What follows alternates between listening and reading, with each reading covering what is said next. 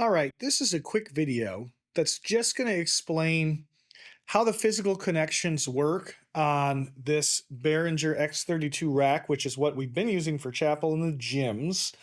How do the physical connections on that work so that you can connect to an iPad? So first off, on the back of this unit, you're going to notice a jack that says Ethernet. That is what gets plugged into a wireless router. Now, notice this right here. It says personal monitoring. It's the same kind of jack. This is the jack that you need to plug into.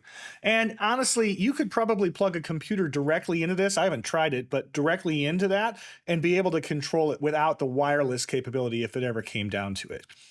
Now from there, what's going on is we're coming up here to this wireless router. Now this does not have any internet associated with it.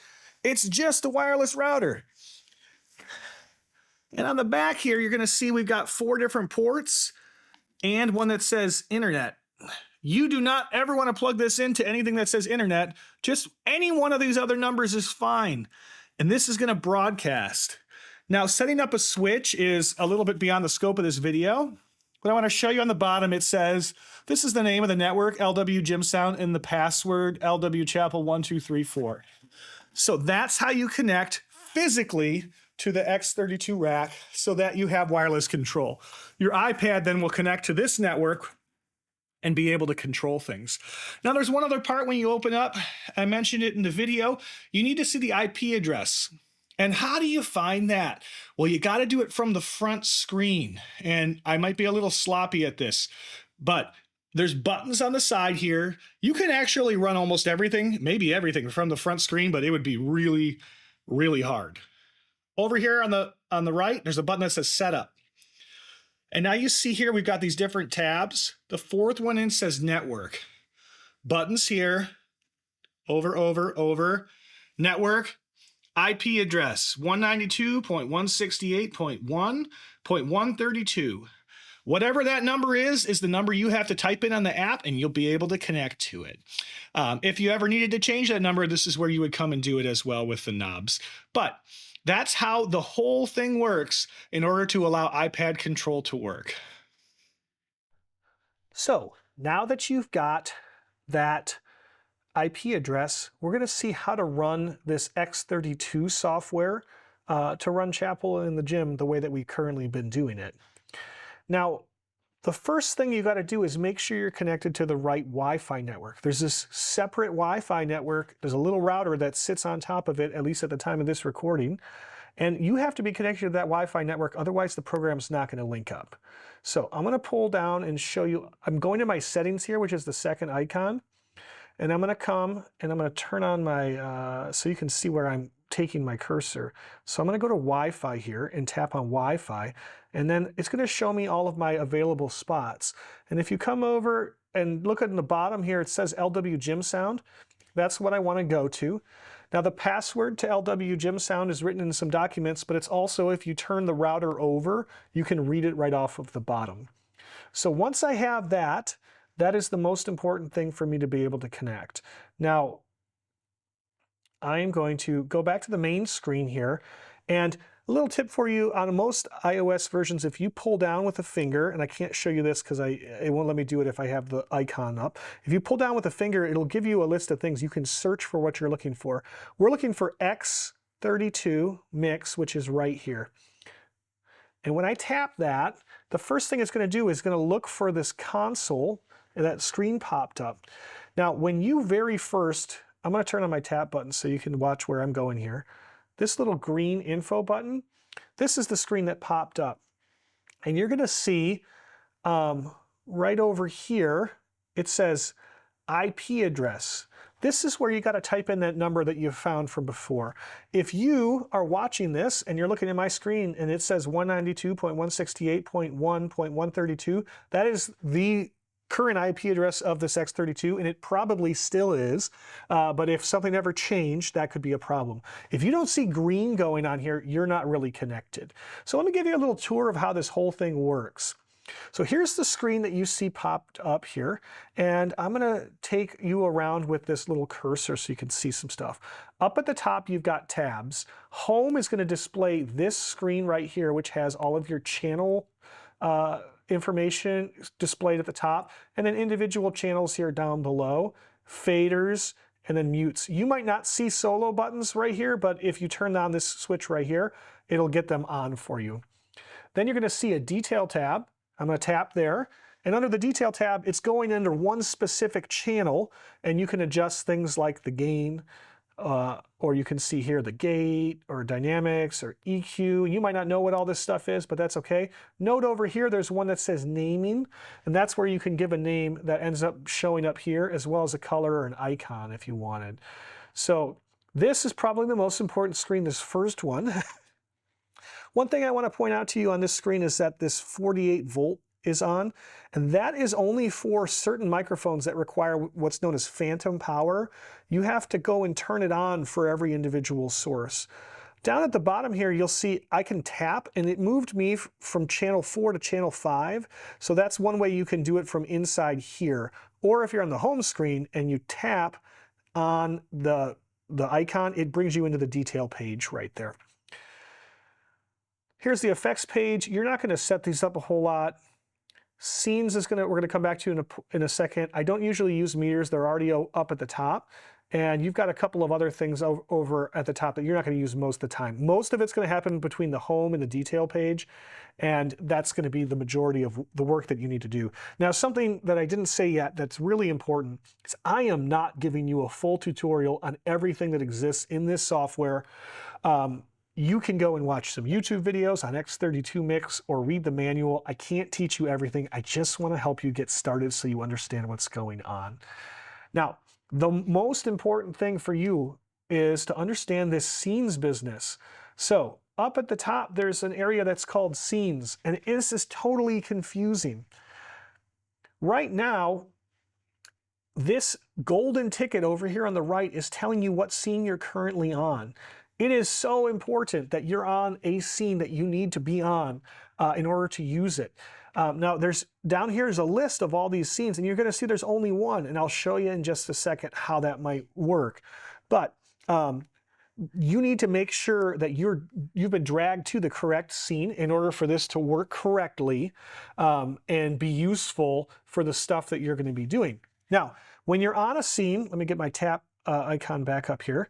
When you're on a scene and you're here, you're going to see it just came up with a red ticket over here. Now, oddly enough, this ticket is the same as this ticket. Now, what it will tell you is this button that says drag to go. In order to recall a scene on this, for whatever reason, you have to grab this ticket and drag it over, which I can't even do with my assistive touch on. So I'm going to turn it off, and you're going to watch me now drag this ticket over, and then I let go. And now that became the new scene. That's how you load one up.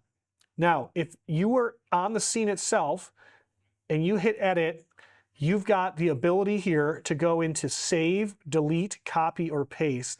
So if you were ever about to do something different and you wanted to not mess up a scene that already existed, the proper procedure for this is to click on an empty slot, go into edit, and then you're going to click on this title bar and say new.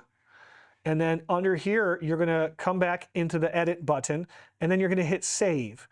Now, what that's going to do is it's going to take whatever's currently going on, even if it's loaded from this LW Chapel scene, and store it in 001. So I'm going to hit yes, and now there's a new scene. But you'll notice that, I'm going to get rid of this note page here. You're going to notice that it's not currently live. We saved everything into something, but we're still actually in this other scene. So if I want this scene to go live, I have to tap it so it becomes here. Now I'm going to drag this red ticket over and let go, and you'll see the new current scene is this one. Now when I go in and change things, I can go and adjust, rename, make alterations, and I'm not ruining the chapel scene at all. As I make changes, I might want to save it as I go. So as long as I'm selected on the correct thing, let me bring my tap back up so you can see it. As long as I'm selected on the right thing and I hit edit, I can just hit save again, and it's going to overwrite what I'm currently at to it, and it's great. It's still live. So sorry about that. That was me trying to get rid of the the stuff with my assistive device thing so that you can read the screen. So it's really important. Right now, I'm going to go back to this LW Chapel scene where all the stuff that you might want to see is, and I'm going to grab that scene. I'm not going to be on edit, but the red ticket is here. I'm going to grab that and drag it over, and now I'm back to this LW Chapel scene. This is where I'm at. So if I go into home, let's go one more thing with scenes. I don't actually want this 001 that I just made. I'm going to hit edit in here and delete it. I'm on 001 at the moment, and now it's going to delete that scene entirely, so it's gone.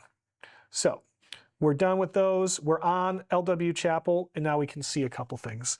Now, the most important things for you to understand about running the chapel is that when you plug something into a device, you need to set the gain for it. And that's like the amount of signal that's coming on the input. So on any given instrument or microphone channel, you can tap on it. Let's go back to the home, and I'm going to turn this on so you can watch everything I'm doing. I'm going to tap on this screen so it comes up. And down here is this gain button. And that gain button is going to let me drag up or down to change where it's at. And when you're in here, you're going to see on this area, you're going to have an instrument play, have them turn up their volume and play. And until this gets turned up, you're not going to see anything. But you want that green to be coming pretty high. Have them play loud, make sure it doesn't go to red, but up to green, and now you're going to have signal that you can mix. Okay, so that's sound system 101 stuff. It's not really the point of this video, but you have to, anytime that you're adding something in, you have to have a gain. Now, one other bit that is kind of important, you're going to see right here, it says source 01. That is patching, and most of the time, the patching is exactly the way you think it's going to go. Whatever's plugged into 1 is number 1. That it does not necessarily have to be true though. And I'll show you at the end a little, I'll have actually a separate video that talks about the more advanced concept of routing, which is up here in this tab that you can look at. So I'm going to pull back over here to home, and I wanted to talk about how you're going to mix. Now, right now, you're seeing channels 1 through 8 because this little icon right here is selected. If I wanted to see channels 9 through 16, I could tap right there. You can drag as well, but you can tap to go back and forth. You can see channel 1 is the keys. Now, channel 9 is this new first one. This is the kick. So all the drum stuff is in those ones. In 17 through 24, you're going to see my microphones that I have up here. You don't have to run something like this, but this is the way I currently have it set up. Now, this is in a situation where I wanted to just demonstrate something for you. When I go in there, you're going to see it says source 01. It doesn't say 17. There is no 17 on this mixer. There's no room for it. So what is actually happening is it's pulling its source from another location, this aux channel. And if you notice, in my aux channels, when I tap over here to aux, it says do not use mix at 17 through 24 because these are duplicated. They're showing here and in here. But this is where I need to come over here to the side where it says MTX and main. When you first load a scene, even if you've done it a million times, this is the master volume for your sound system, and it always defaults to off. So the first thing you're going to have to do if you want to hear anything is you're going to want to come in here, and you're going to want to grab this slider and you're going to drag it up to so you've got something that's sound. I'm usually running somewhere close to -10. Every time that you load it up, you have to go into the main and get it running or you're not going to have any sound, even though it kind of looks like you do. So let's go back to a couple more things. On this sound system and many sound systems, if a channel is muted in the mains, then it does not go through to the monitor mixes at all. It has to be unmuted in the mains. So that's how you get things running into people's in-ears and such. You have to unmute it. And then speaking of that, there's one other bit here, which is this idea of sends on faders. Now, this button right here is going to allow you to mix people's monitors. And it mixes the same way that the mains do. So when you tap on sends on faders, this bar appears across the top that has numbers, 1, 2, 3, 4, 5, 6, 7. And these are your outputs. So number 1, you're going to see over here it says Jess in-ear. So Jess is currently using in-ear monitor 1. And now when I've got this sends on faders button on, if she says, hey, I need more keyboard in my ears, you can come over here to the key switch and turn it up or down for her, and that'll adjust her keys. If I want to go to channel 5, that's the bass player, and I can go up and down and adjust whatever they're hearing. In order to get back to the main mix, I have to tap this sends on faders button again so it stops glowing. Now I'm mixing on the main mix. Now you might be wondering, well, how do I know which one's which? If you come up to the top, where it says bus 1 through 8, that is telling you your outputs. And it's going to say Jess in here, Mark, Ken, whatever the names of these are. But these are your outputs. And that's when you're clicking into the in-ear monitors, the sends on faders, it's following that list. But you can also see that written right in here. But if you don't know, come over to the bus, and that's going to help you figure it out. Now notice I couldn't actually tap on bus when it was up because that'll create a feedback loop. So you can't mix buses into people's in-ear monitors. It doesn't make any sense. Now, one quick thing to note is, where these things are coming out. It doesn't tell you in here, it only tells you in routing. But most of the time, it's going to be the physical outputs on the mixer. I'll have a whole video on that kind of stuff. So that's the end for this one. Watch the advanced routing tab one.